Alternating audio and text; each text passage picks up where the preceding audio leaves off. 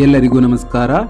ನನ್ನ ಹೆಸರು Vignesh N ಲಕ್ಕುಮನೆ YouTube ಚಾನೆಲ್ಗೆ ಸ್ವಾಗತ ಸುಸ್ವಾಗತ. ಮಹಾಭಾರತ ಸ್ನೇಹಿತರೆ, ಮಹಾಭಾರತದ ಪ್ರತಿಯೊಂದು ಸನ್ನಿವೇಶವೂ ರೋಮಾಂಚನಕಾರಿಯಾಗಿದೆ. ಇಲ್ಲಿ ಹಲವಾರು ವೀರ ಯೋಧರು ತಮ್ಮ ಶಕ್ತಿ ಸಾಮರ್ಥ್ಯಗಳನ್ನು ಹಾಗೂ ಪರಾಕ್ರಮಗಳನ್ನು ಪ್ರದರ್ಶಿಸಿದ್ದಾರೆ. ಹಾಗೆ ಯಾವಾಗ ಮಹಾಭಾರತದ ಮಾತು ಬರುತ್ತದೆಯೋ ಆಗೆಲ್ಲ ಅರ್ಜುನ ಹಾಗೂ ಕರ್ಣರ ನಡುವೆ ಕುರಿತಂತೆ ಹೋಲಿಕೆಗಳು ಮಾಡಲಾಗುತ್ತದೆ. ಇವರಿಬ್ಬರಲ್ಲಿ ಧನುರ್ವಿದ್ಯೆಯಲ್ಲಿ ಯಾರು ಹೆಚ್ಚು ಶಕ್ತಿಶಾಲಿಗಳು ಹಾಗೂ ಸರ್ವಶಕ್ತರು ಅಥವಾ ಸರ್ವಶ್ರೇಷ್ಠರು ಎಂದು. ಯಾಕೆಂದರೆ ಈ ಇಬ್ಬರಲ್ಲಿ ಏಕಾಗ್ರತೆಯ ಕೊರತೆ ಇರಲಿಲ್ಲ. ಇವರ ಬಾಣದ ಗುರಿಗಳು ಸಹ ಅಷ್ಟೇ ನಿಖರವಾಗಿರುತ್ತಿತ್ತು. ಅದು ಅಂದುಕೊಂಡ ಗುರಿಯನ್ನು ತಲುಪುತ್ತಿತ್ತು. ಈ ಧನುರ್ವಿದ್ಯೆಯಲ್ಲಿ ಇಬ್ಬರು ಸಹ ಬಹಳ ಪರಿಣಿತಿಯನ್ನು ಹೊಂದಿದ್ದರು. ಇವರಲ್ಲಿ ಅರ್ಜುನನು ಗುರು ದ್ರೋಣಾಚಾರ್ಯರಿಂದ ಅಸ್ತ್ರಶಸ್ತ್ರಗಳ ವಿದ್ಯೆಯನ್ನು ಕಲಿತಿದ್ದನು. ಹಾಗೆ ಕರ್ಣನು ಕೂಡ ದ್ರೋಣಾಚಾರ್ಯರ ಗುರುಗಳಾದ ಪರಶುರಾಮರಲ್ಲಿ ಅಸ್ತ್ರಶಸ್ತ್ರಗಳ ವಿದ್ಯೆಯನ್ನು ಕಲಿತುಕೊಂಡಿದ್ದರು. ಹಾಗಾದರೆ ಇವರಲ್ಲಿ ಸರ್ವಶ್ರೇಷ್ಠರಾದವರು ಯಾರು ಧನುರ್ವಿದ್ಯೆಯಲ್ಲಿ ಹೆಚ್ಚು ಪರಿಣಿತಿಯನ್ನು ಹೊಂದಿದ್ದರು? ಇದನ್ನೆಲ್ಲ ನಾವು ಇವತ್ತಿನ ಈ ಒಂದು ವಿಡಿಯೋದ ಮೂಲಕ ತಿಳಿದುಕೊಳ್ಳುವಂತಹ ಪ್ರಯತ್ನವನ್ನು ಮಾಡೋಣ. ಅದಕ್ಕೂ ಮೊದಲು ನೀವಿನ್ನೂ ನಮ್ಮ ಚಾನೆಲನ್ನು ಸಬ್ಸ್ಕ್ರೈಬ್ ಮಾಡ್ಕೊಳ್ಳದೆ ಹೋದರೆ ಪ್ಲೀಸ್ ಸಬ್ಸ್ಕ್ರೈಬ್ ಮಾಡ್ಕೊಳ್ಳಿ. ಹಾಗೆ ಪಕ್ಕದಲ್ಲಿರುವ ಬೆಲ್ಲೈಕನ್ ಮೇಲೆ ಕ್ಲಿಕ್ ಮಾಡಿ ಆಲ್ ಅಂತ ಸೆಲೆಕ್ಟ್ ಮಾಡಿ. ಇದರಿಂದ ನಾವು ಅಪ್ಲೋಡ್ ಮಾಡುವಂತಹ ಪ್ರತಿಯೊಂದು ವಿಡಿಯೋದ ನೋಟಿಫಿಕೇಶನ್ ನಿಮಗೆ ತಲುಪುತ್ತದೆ.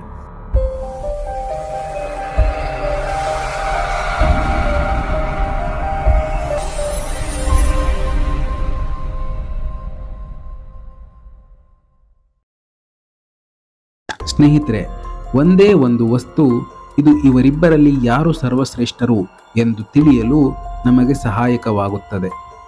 ಅದು ಯಾವುದೆಂದರೆ ಅವರಿಬ್ಬರ ದಿವ್ಯ ಧನಸ್ಸುಗಳು. ಮಹಾಭಾರತದ ಯುದ್ಧದ ಸಮಯದಲ್ಲಿ ಅರ್ಜುನನು ಗಾಂಡೀವ ಧನಸ್ಸನ್ನು ಬಳಸಿದ್ದನು.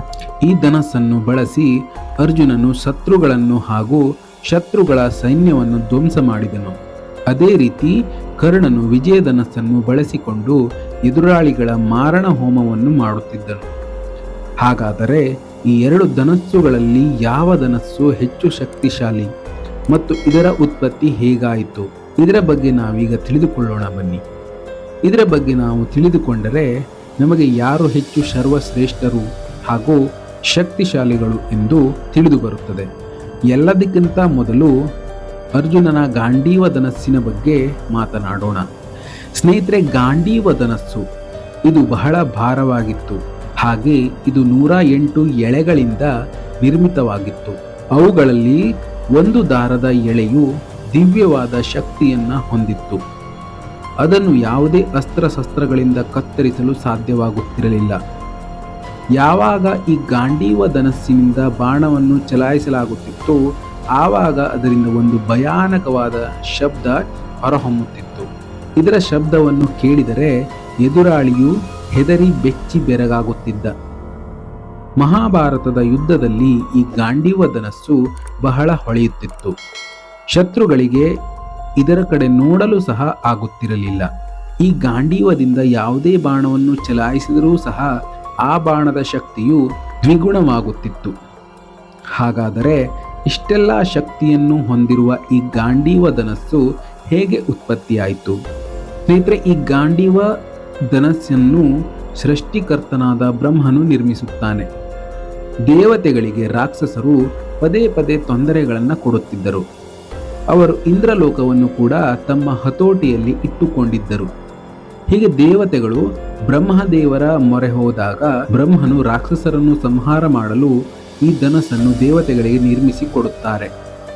ಈ ಧನಸ್ಸನ್ನು ಸ್ವಯಂ ಸೃಷ್ಟಿಕರ್ತನಾದ ಬ್ರಹ್ಮದೇವನು 5000 ವರ್ಷಗಳವರೆಗೆ ತನ್ನ ಬಳಿ ಇಟ್ಟುಕೊಂಡಿದ್ದನು. ನಂತರ ಬ್ರಹ್ಮನು ಇದನ್ನು ಪ್ರಜಾಪತಿ ದಕ್ಷನಿಗೆ ನೀಡಿದನು. ನಂತರ ದೇವರಾಜ ಇಂದ್ರನು ಇದನ್ನು ತನ್ನ ಬಳಿ ಇಟ್ಟುಕೊಂಡು ಚಂದ್ರದೇವನಿಗೆ ನೀಡಿದನು. ಹಾಗೆ ಚಂದ್ರದೇವನು ತನ್ನ ಬಳಿ ಹಲವು ವರ್ಷಗಳ ಕಾಲ ಇದನ್ನು ಇಟ್ಟುಕೊಂಡು ನಂತರ ವರುಣದೇವನಿಗೆ ಈ ಒಂದು ಧನಸ್ಸನ್ನು ಒಪ್ಪಿಸಿದನು. ಹೀಗೆ ಕೊನೆಯಲ್ಲಿ ವರುಣದೇವನ ಅನುಮತಿಯ ಮೇರೆಗೆ ಅಗ್ನಿದೇವನು ಗಾಂಡೀವ ಧನಸ್ಸನ್ನು ಅರ್ಜುನನಿಗೆ ಒಪ್ಪಿಸಿದನು.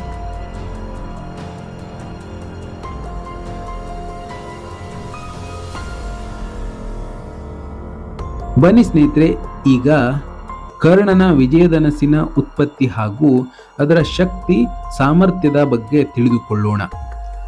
ದೇವರ ದೇವ ಶಿವನ ಮಗ ಕಾರ್ತಿಕೇಯನು ತಾರಕಾಸುರನನ್ನು ಸಂಹರಿಸಿದ ನಂತರ ಅವನ 3 ಮಕ್ಕಳು ಬ್ರಹ್ಮದೇವನ ಕುರಿತಂತೆ ಕಠೋರವಾದ ತಪಸ್ಸನ್ನು ಮಾಡುತ್ತಾರೆ. ಇವರ ತಪಸ್ಸಿಗೆ ಮೆಚ್ಚಿದಂತಹ ಬ್ರಹ್ಮದೇವನು ಪ್ರತ್ಯಕ್ಷನಾಗುತ್ತಾನೆ. ಆಗ ಈ 3 ಬ್ರಹ್ಮದೇವರಲ್ಲಿ ಒಂದು ವರವನ್ನು ಕೇಳಿಕೊಳ್ಳುತ್ತಾರೆ. ಹೇ ಪ್ರಭು, ನಮಗೆ 3 ಬೃಹತ್ ಭವ್ಯವಾದ ನಗರವನ್ನು ಕೊಡು ಮತ್ತು ಆ ನಗರವನ್ನು ಯಾರಿಂದಲೂ ಸಹ ಹಾಗೂ ಯಾವಾಗಲೂ ನಾಶಗೊಳಿಸಲು ಸಾಧ್ಯವಾಗಬಾರದು ಎಂದು ಕೇಳಿಕೊಳ್ಳುತ್ತಾರೆ.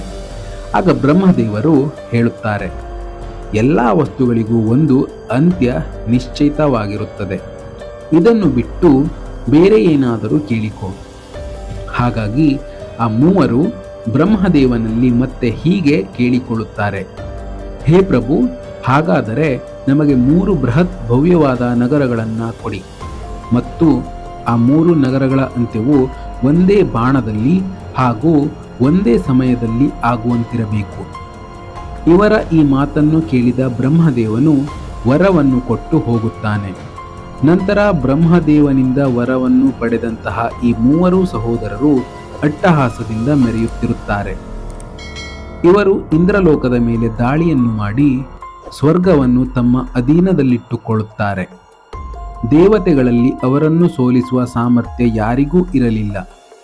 ಇದರಿಂದ ಭಯಭೀತರಾದ ದೇವತೆಗಳು ಬ್ರಹ್ಮದೇವರಲ್ಲಿ ಹೋಗಿ ತಮ್ಮ ಅಳಲನ್ನು ತೋಡಿಕೊಳ್ಳುತ್ತಾರೆ. ಆಗ ಬ್ರಹ್ಮದೇವರು ಹೀಗೆ ಹೇಳುತ್ತಾರೆ, ಇದಕ್ಕೆಲ್ಲ ದೇವರ ದೇವನಾದ ಮಹಾದೇವರೇ ಪರಿಹಾರವನ್ನ ನೀಡಬಲ್ಲರು. ಯಾಕೆಂದರೆ ಈ 3 ಸಹೋದರರು ಮಹಾದೇವನ ಪರಮ ಭಕ್ತರಾಗಿರುತ್ತಾರೆ. ಇದರಿಂದ ಎಲ್ಲಾ ದೇವತೆಗಳು ಮಹಾದೇವನ ಬಳಿ ಬಂದು ತಮ್ಮ ಸಮಸ್ಯೆಗಳನ್ನು ಹೇಳಿಕೊಳ್ಳುತ್ತಾರೆ. ಇದನ್ನೆಲ್ಲ ತಿಳಿದ ಮಹಾದೇವರು ಒಂದು ಶಕ್ತಿಶಾಲಿ ಬಾಣವನ್ನು ತಯಾರಿಸಲು ಹೇಳುತ್ತಾರೆ. ಇದರಲ್ಲಿ ಎಷ್ಟೊಂದು ಶಕ್ತಿ ಇರಬೇಕೆಂದರೆ ಅದು ಒಂದು ಸಮಯದಲ್ಲಿ 3 ಬೃಹತ್ ನಗರಗಳನ್ನು ಧ್ವಂಸ ಮಾಡುವಂತಿರಬೇಕು. ಕೊನೆಯಲ್ಲಿ ಒಂದು ದಿವ್ಯವಾದ ಶಕ್ತಿಶಾಲಿ ಬಾಣವನ್ನು ತಯಾರಿಸಲಾಯಿತು. ಅಲ್ಲಿ ಸ್ವತಃ ವಿಷ್ಣು ದೇವರೇ ಬಾಣವಾದರು. ಆಗ ಬಾಣದ ಮುಂದೆ ಅಗ್ನಿದೇವರು, ಬಾಣದ ಹಿಂದೆ ವಾಯುದೇವರು ನೆಲೆಸಿದರು. ಆದರೆ ಈ ಶಕ್ತಿಶಾಲಿ ಬಾಣವನ್ನು ಚಲಾಯಿಸಲು ಒಂದು ದಿವ್ಯವಾದ ಧನಸ್ಸಿನ ಅವಶ್ಯಕತೆ ಇತ್ತು. ಹಾಗಾಗಿ ದೇವತೆಗಳ ಶಿಲ್ಪಿಯಾದ ವಿಶ್ವಕರ್ಮರಿಗೆ ಒಂದು ದಿವ್ಯ ಧನಸ್ಸನ್ನು ನಿರ್ಮಾಣ ಮಾಡಲು ಹೇಳಲಾಯಿತು.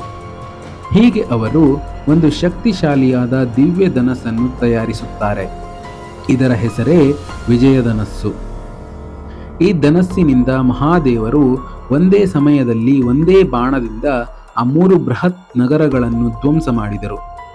ಇದರ ನಂತರ ಈ ಧನಸ್ಸನ್ನು ದೇವರಾಜ ಇಂದ್ರನಿಗೆ ನೀಡಲಾಯಿತು. ನಂತರ ಮಹಾದೇವನ ಹೇಳಿಕೆಯಂತೆ ಇಂದ್ರನು ಪರಶುರಾಮರಿಗೆ ಒಪ್ಪಿಸುತ್ತಾನೆ. ಕೊನೆಯಲ್ಲಿ ಪರಶುರಾಮರು ತನ್ನ ಶಿಷ್ಯನಾದ ಕರ್ಣನಿಗೆ ಈ ಒಂದು ಧನಸ್ಸನ್ನು ನೀಡುತ್ತಾರೆ. ಈ ಧನಸ್ಸಿನಲ್ಲಿ ಎಷ್ಟೊಂದು ಶಕ್ತಿ ಅಡಗಿತ್ತು ಎಂದರೆ ಯಾವುದೇ ದಿವ್ಯಾಸ್ತ್ರಗಳಿಂದಲೂ ಕೂಡ ಇದನ್ನ ಧ್ವಂಸ ಮಾಡಲು ಸಾಧ್ಯವಾಗುತ್ತಿರಲಿಲ್ಲ. ಇದರಿಂದ ಬಾಣವನ್ನು ಚಲಾಯಿಸಲು ಪ್ರಾರಂಭಿಸುವಾಗ ಬೆಳಕು ಹೊರಬರುತ್ತಿತ್ತು. ಆ ಬೆಳಕು ತುಂಬಾ ಭಯಾನಕವಾಗಿತ್ತು. ಎಲ್ಲಿಯವರೆಗೆ ಈ ಧನಸ್ಸು ಕರ್ಣನ ಕೈಯಲ್ಲಿ ಇರುತ್ತದೆಯೋ ಅಲ್ಲಿಯವರೆಗೆ ಯಾರೂ ಕೂಡ ಇವನನ್ನ ಸೋಲಿಸುವುದಾಗಲಿ ಹಾಗೂ ಸಾಯಿಸುವುದಾಗಲಿ ಸಾಧ್ಯವಿರಲಿಲ್ಲ. ಅಂದರೆ ಅರ್ಜುನನಿಂದಲೂ ಕೂಡ ಅವನನ್ನ ಸೋಲಿಸುವುದು ಅಸಾಧ್ಯವಾದ ಮಾತಾಗಿತ್ತು. ಮಹಾಭಾರತದ ಯುದ್ಧದಲ್ಲಿ ಕರ್ಣನು ತನ್ನ ಧನಸ್ಸನ್ನು ರಥದಲ್ಲಿಯೇ ಬಿಟ್ಟು ಹುಗಿದು ಹೋದ ರಥದ ಚಕ್ರವನ್ನು ಹೊರತೆಗೆಯಲು ಕೆಳಗೆ ಇಳಿಯುತ್ತಾನೆ. ಈ ಸಮಯವನ್ನು ನೋಡಿ ಅರ್ಜುನನು ಕರ್ಣನನ್ನು ಸಾಯಿಸುತ್ತಾನೆ. ಸ್ನೇಹಿತರೆ, ಈ ವಿಡಿಯೋ ನಿಮಗೆ ಹೇಗನ್ನಿಸ್ತು ಅಂತ ಕೆಳಗಡೆ ಕಮೆಂಟ್ ಬಾಕ್ಸ್ನಲ್ಲಿ ಕಮೆಂಟ್ ಮಾಡಿ ತಿಳಿಸಿ. ಈ ಮಾಹಿತಿ ನಿಮಗೇನಾದರೂ ಇಷ್ಟ ಆಗಿದ್ರೆ ಪ್ಲೀಸ್ ಈ ವಿಡಿಯೋಗೊಂದು ಲೈಕ್ ಮಾಡಿ, ಹೆಚ್ಚಾಗಿ ಶೇರ್ ಮಾಡಿ, ಮತ್ತು ಇದೇ ರೀತಿ ಇನ್ನಷ್ಟು ಹೆಚ್ಚಿನ ಇಂಟ್ರೆಸ್ಟಿಂಗ್ ವಿಡಿಯೋಸ್ಗಳಿಗಾಗಿ ನಮ್ಮ ಚಾನೆಲನ್ನು ಸಬ್ಸ್ಕ್ರೈಬ್ ಮಾಡಿಕೊಳ್ಳಿ. ವಿಡಿಯೋ ನೋಡಿದ್ದಕ್ಕಾಗಿ ಧನ್ಯವಾದಗಳು. ಜೈ ಹಿಂದ್, ಜೈ ಕರ್ನಾಟಕ.